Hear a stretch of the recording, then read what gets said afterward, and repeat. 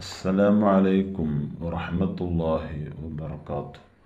പ്രിയമുള്ളവരെ, ബഹുമാനപ്പെട്ട ഖുതുബുസ്സമാൻ സയ്യിദ് അലവിൽ മംഫുറമി ഖദ്ദസല്ലാഹു സിർറഹുൽ അസീസ് മഹാനുഭാവൻ്റെ ആണ്ടിൻ്റെ മാസമാണ് മുഹറം.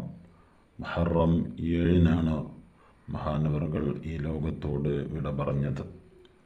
ഹിജറ വർഷം 1166 യമനിലെ ഹളറമൗത്തിലെ തെരീമിലാണ് ജനനം.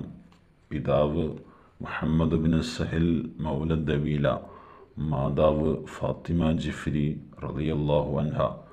ചെറുപ്രായത്തിൽ തന്നെ മാതാപിതാക്കൾ മരണപ്പെട്ടതിനാൽ മാതൃ സഹോദരി സയ്യിദ ഹമീദ ബീവിയുടെ സംരക്ഷണത്തിലാണ് തങ്ങൾ വളർന്നത്. ചെറുപ്പത്തിലെ വിശുദ്ധ ഖുർആൻ ഹൃദിസ്ഥമാക്കുകയും ഖാദിരിയ ബഅലവിയ ആത്മീയ സരണി സ്വീകരിക്കുകയും ആധ്യാത്മിക മേഖലകൾ കീഴടക്കുകയും ചെയ്തു. 17 വയസ്സ് പൂർത്തിയാകുന്നതിന് മുമ്പ് തന്നെ ഇസ്ലാമിക വിജ്ഞാനങ്ങളിൽ അവഗാഹം നേടുകയുമുണ്ടായി.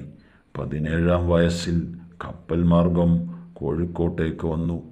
അമ്മാവനായിരുന്ന ഷെയ്ഖ് ജിഫ്രി റളിയല്ലാഹു അൻഹുവിൻ്റെ ക്ഷണമനുസരിച്ചായിരുന്നു ഈ യാത്ര എന്ന് പറയപ്പെടുന്നു.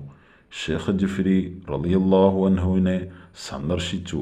പിറ്റന്നാൾ മറ്റൊരു അമ്മാവനായിരുന്ന സൂഫി മതപണ്ഡിതൻ ഷെയ്ഖ് ഹസൻ ജിഫ്രി ഖദ്ദസല്ലാഹു സിർറഹുൽ അസീസ് മഹാനവറുകളുടെ മമ്പറത്തുള്ള മഖാം സന്ദർശിക്കുകയും അമ്മാവൻ ഹസൻ ജിഫ്രി റളിയല്ലാഹു അൻഹുവിൻ്റെ വസിയ്യത്ത് പ്രകാരം വീടും സാവിയയും ഏറ്റെടുക്കുകയും ഹസൻ ജിഫ്രി റളിയല്ലാഹു അൻഹുവിൻ്റെ മകൾ ഫാത്തിമയെ വിവാഹം ചെയ്ത് അവിടെ സ്ഥിരമാക്കുകയും ചെയ്തു.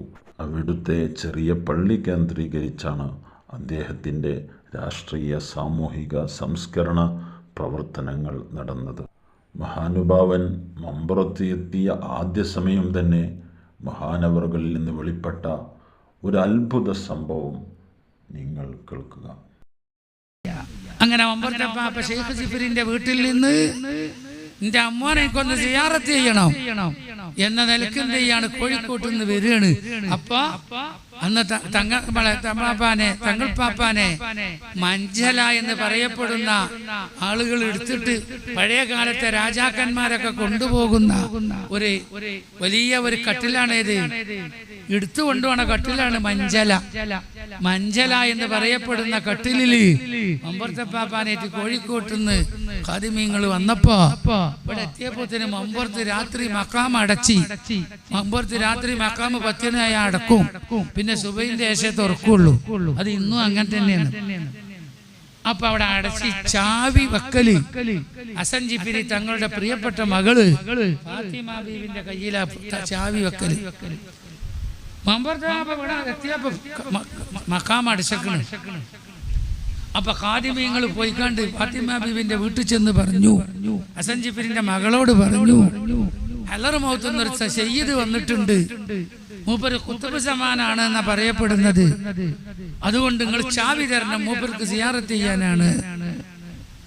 അപ്പൊ വീട്ടാത്ത എന്ത് പറഞ്ഞു, വന്നത് ഖുത്ബ് സമാനാണെങ്കിൽ തുറക്കാൻ ചാവി ഒന്നും വേണ്ടി വരൂല, മൂപ്പർ തുറന്നോളും. ആ ഖുത്ബ് സമാൻ എന്ന് പറഞ്ഞാൽ അതാണ്, തുറക്കാൻ ചാവി ഒന്നും വേണ്ടി വരൂല. മൂപ്പര് വന്നത് ഖുത്ബ് സമാൻ അല്ലെങ്കിൽ മൂപ്പരോട് രാവിലെ സിയാറത്ത് ചെയ്താൽ മതി എന്ന് പറഞ്ഞാൽ ഖാദിമീങ്ങൾ വന്നു കണ്ട് പറഞ്ഞു, ബീറ്റാത്ത എങ്ങനെ പറഞ്ഞത്? അപ്പൊ അമ്പർത്തപ്പ അപ്പൊ നമുക്ക് സമ്മതം കിട്ടി. സമ്മതം നമുക്ക് കിട്ടിയാൽ മതി, ഇനി നമുക്ക് തുറക്കാം. പാപ്പ ബിസ്മില്ലാന്ന് പറഞ്ഞ് വാതിലാണ് തള്ളി. ആര് തുറന്നു? എന്നെ പൂട്ടിക്കെടുക്കണ വാതില്. അത് ഖുത്ബ് സമാനാണ്. ഇത് ഏത് ഖുത്ബ് സമാനല്ല? ഖുത്ബ് സമാൻ കൊണ്ടോട്ടിയിൽ ആ ഖുത്ബ് സമാൻ അല്ലത്. ഖുത്ബ് സമാൻ വളാഞ്ചേരിയിൽ നിന്ന് വാൾപോസ്റ്റ് ഇറങ്ങിയ ഖുത്ബ് സമാൻ അല്ലത്. ഇത് ഒറിജിനൽ ഖുത്ബ് സമാനാ. വാൾപോസ്റ്റും ഇതൊക്കെ പലർക്കും പലയിടത്തും അടിച്ചിറക്കാം. യഥാർത്ഥ ഖുത്ബ് സമാൻ അങ്ങനെ വാൾപോസ്റ്റ് ഇറക്കേണ്ട ആവശ്യമില്ല, നോട്ടീസ് ഇറക്കേണ്ട ആവശ്യമില്ല. അങ്ങനെ മമ്പുറത്തെ പാപ്പാണ് തുറന്നു, സിയാറത്ത് കഴിഞ്ഞു. അതേമാതിരി വാലിന്റെ അടച്ചു, കൂടിക്കണ്, ലോക്കയിക്കണ്, ചാവി വേണ്ട.